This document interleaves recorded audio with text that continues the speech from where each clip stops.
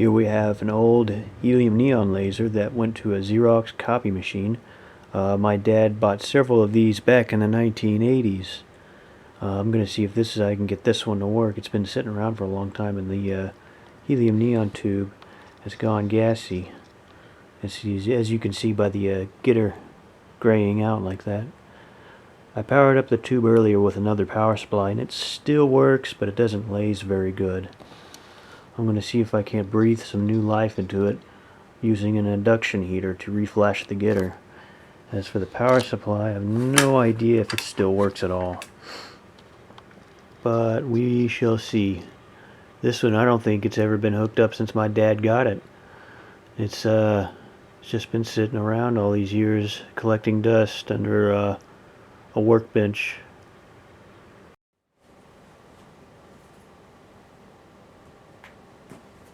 Alright, test one.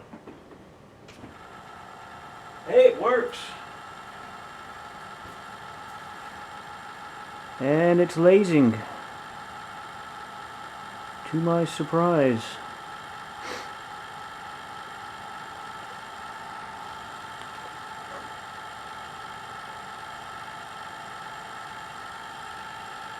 Yeah.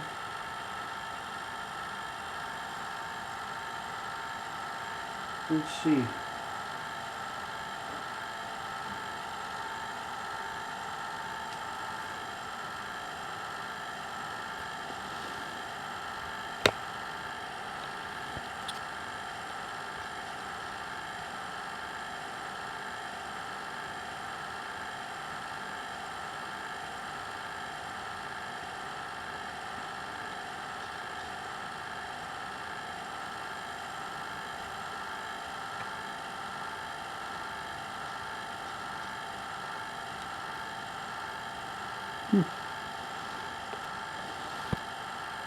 I didn't think it'd work.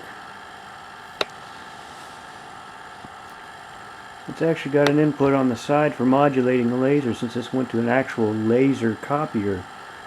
The manufacturing date on it is 1975.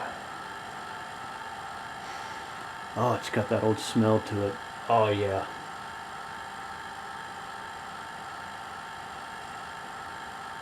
Well, I'm glad those caps hadn't blown up yet.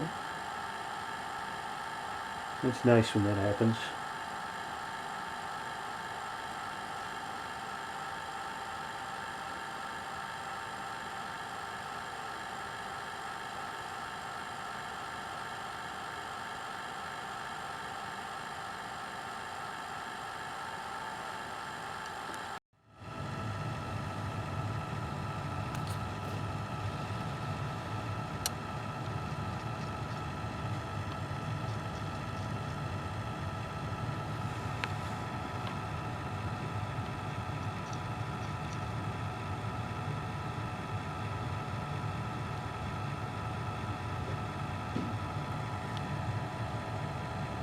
When I was about 3 or 4 years old, my dad had his out, and he had it on a table in our living room. And I remember walking up to it and looking directly into the output of the laser. I got in pretty big trouble for that. But it was the prettiest color of light I can ever remember.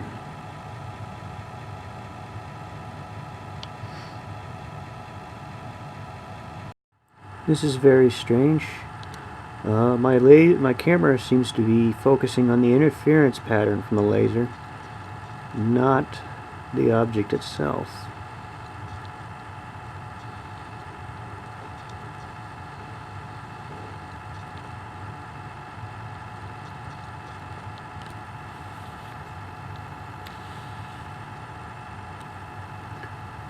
But that's what manual focus is for.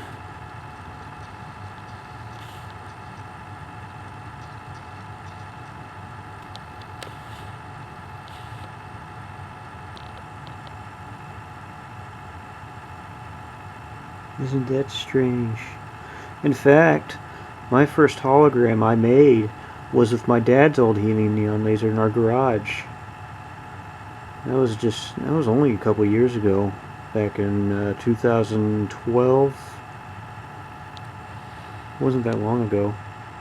My younger brother has that laser now. Somewhere or another there's a schematic for this circuit, and if I could find it, I could figure out which wires do what and be able to modulate this laser like it originally was. Because there's actually a little feedback sensor right there where those little red and black wires come off of, and that's what tells the circuit what brightness the laser is, or if the laser's on or off. I'm not sure if it demodulates just the brightness or if it modulates it just on and off. But yeah, I can imagine it's just a negative feedback circuit with that sensor, and you put in a voltage and it gives you a light output. So maybe I'll hunt that schematic down one day, because I remember seeing it and wondering if I could build my own, but I was just a kid then. I mean, it's just a single-sided board, and if I can figure out what chip that is, it's probably just an op-amp. It's probably all that it is. You know, that's actually just a 741. I just now noticed that. It's a 741 operational amplifier. So yeah, I could easily just write down my own schematic of this, take some detailed pictures, and just... Well, I won't even need to take detailed pictures. Just take the board out and look at it closely. Figure out what wires do what. I know what the gray and the blue goes to mains on the input. I just don't know what the black, white, orange, yellow, and red do. And I also need to figure out exactly where those two red wires, or the red and black wires, hook it back up to. So that's important for the modulation.